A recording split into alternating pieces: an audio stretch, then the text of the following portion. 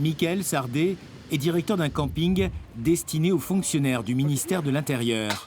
Un lieu où, logiquement, on ne badine pas avec les règles. La piscine n'est accessible qu'aux touristes du centre. Les gens qui sont là, ils ont des bracelets, c'est ça? Oui, automatiquement. Automatiquement parce que ça nous donne un accès visuel pour savoir si on n'a pas des gens extérieurs.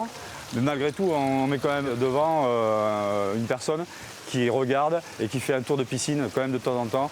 Il n'y a donc pas de maître nageur sauveteur. Ce n'est pas une obligation. La piscine n'étant pas payante et seulement réservée aux vacanciers. Pour la sécurité, le camping a tout de même misé sur une profondeur réduite. Pour le reste, les parents sont responsables. Dans cet autre établissement, les panneaux ne manquent pas pour le rappeler. Le propriétaire a aussi dû investir dans une clôture d'1,10 m avec ouverture compliquée. Un enfant de 10 ans, il ne peut pas ouvrir le portail parce que c'est une fermeture à double effet. Il faut pousser la manette, lever la manette et tirer le portail vers vous. On ne peut pas avoir de maître nageur. Il suffit que le bain fasse moins de 1,60 m de profondeur. Le petit bain 50 cm.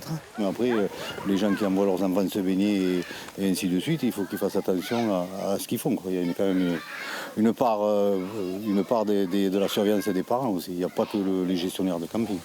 D'ailleurs, les parents ont souvent un œil sur un livre, un autre sur la piscine. C'est vrai que l'après-midi, quand il y a du monde, toujours peur, quand ils sautent dedans, qu'ils se cognent entre eux. Et puis, pour mes enfants, en tout cas, ils n'ont pas pied. Donc, même en ayant pied, c'est dangereux. Donc là, je veux toujours avoir un œil dessus. On ne les laisse jamais seuls. Même s'il y avait de quoi les surveiller, moi, je serais là de toute façon pour les surveiller. Enfin, voilà, moi, je ne les laisserai pas avec des inconnus ou des choses comme ça.